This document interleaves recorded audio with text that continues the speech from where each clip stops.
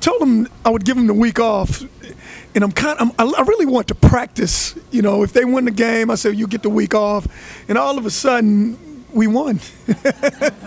so you know, I got to stick to my word. I'm a man of my word. So they get a week off. I just told them if we got anything goes on, they miss one class or late, we're just gonna call them in and just roll them. You know, we're just gonna roll them. But you know, it's a great victory. You know, I just got to take my hats off to these coaches. You know, whatever we paying, I'm not paying them enough. I mean, it just kept this crew together. We lost our quarterback. We lost Darkwall. It's just one after another. It was like a mass unit towards the end of this game. We lost Chris Taylor.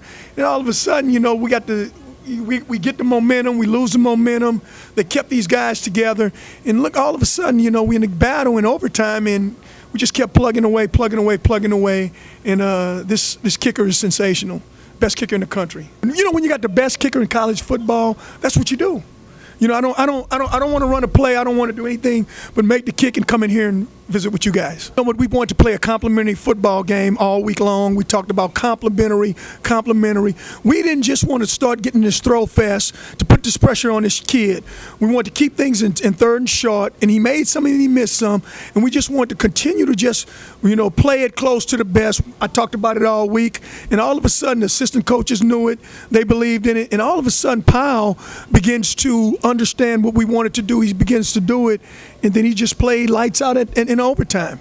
You just want to accelerate this learning curve with this team. This is a young team. These kids will be back for another 2 years. So you want to accelerate it, but you just can't. Sometimes you got to go through some growing pains, but we're just fortunate today that we went through the growing pains and we came out on top. Because I think, look, Ruffin McNeil does a great job with that team. Now that team, they put 55 on North Carolina, and for most of the first half, most of the game, they didn't score a touchdown on our defense. So this team is we got a pretty good defense, but that team can score with the best of them. We control the clock, we control the time of possession when we had it. They just didn't run up and down the field on us. It was a great plan. We had a great plan for them. The coaches did a sensational job. It's just a blessing to have Cairo. Because you know, when you put him in, I put him in bad position sometime. I expect him to make every 50-yarder. Well, no kicker's going to do that.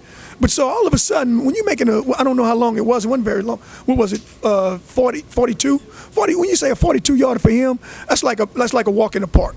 So, you know, I trust him. I was just warming up, and I thought we were going to run the ball a couple more times and get it closer. But then CJ said he wants to kick it right away. And 42 is not too difficult, you know. If you just hit the ball right, it's going to go straight, especially indoors. So I just made sure I just didn't think about a lot of things and just focus on hitting the ball just straight. I'm not a fan of that call, just because I wasn't expecting it, and so it kind of put me in the rush situation a little bit. But I was feeling good all game, and then honestly, CJ making that call just shows how much confidence he has in me, and that kind of calms me down a little bit. So fun. It's, you know, I got so tired and I'm exhausted now just from constantly warming up, and especially 3 overtimes. But as a kicker, you dream about these situations, you know, kicking as many field goals as you want, and the chance to help the team at the end. That's special. Fortunately for me, I haven't put the team in a bad situation with my misses.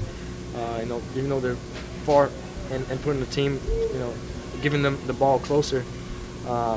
So I need to get better at that. But my team's been backing me up, and offense is rolling, defense is stopping everybody. So it was good the whole team effort. It didn't come down to just that kick. You know, we made huge plays throughout the whole game.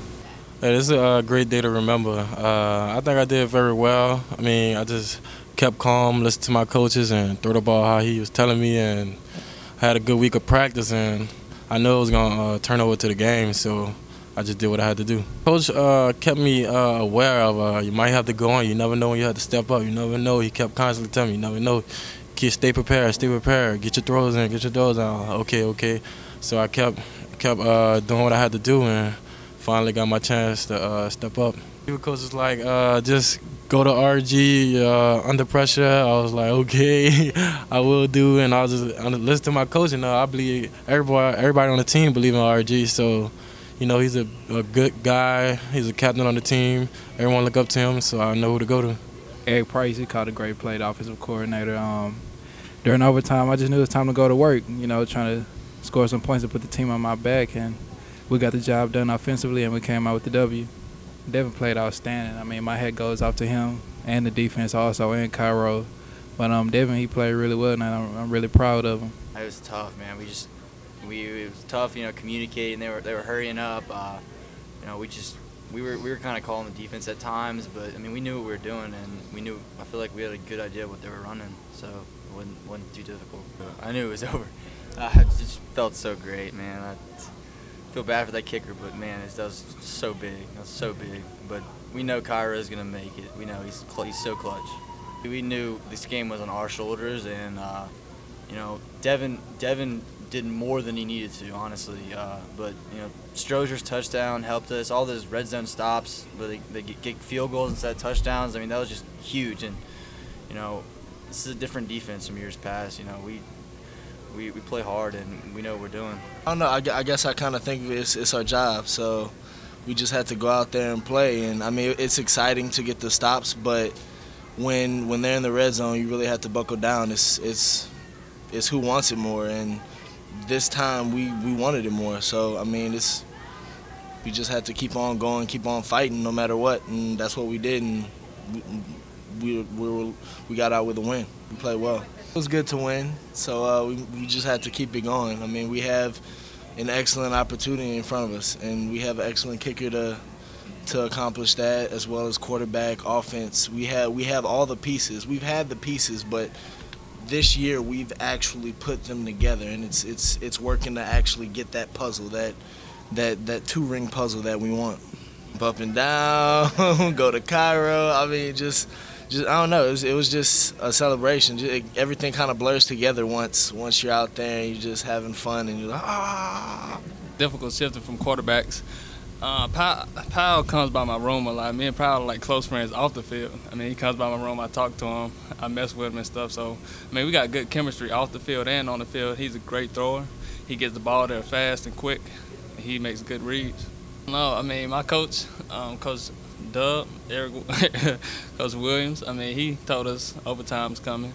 So I was just believing what he said, and I was just waiting for the offense to come on the field and put up points in overtime. At that moment, I was just looking to make the play for the defense. We practiced taking the ball away in practice all week, all year actually, and the opportunity presented itself, and I prepared for it, and I made something happen.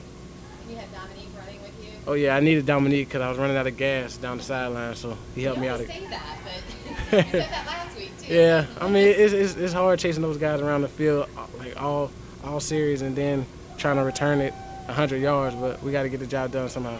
First of all, I want to say East Carolina was a great team. Their offense moved the ball tremendously. Like, we had a game plan for them, and we executed it.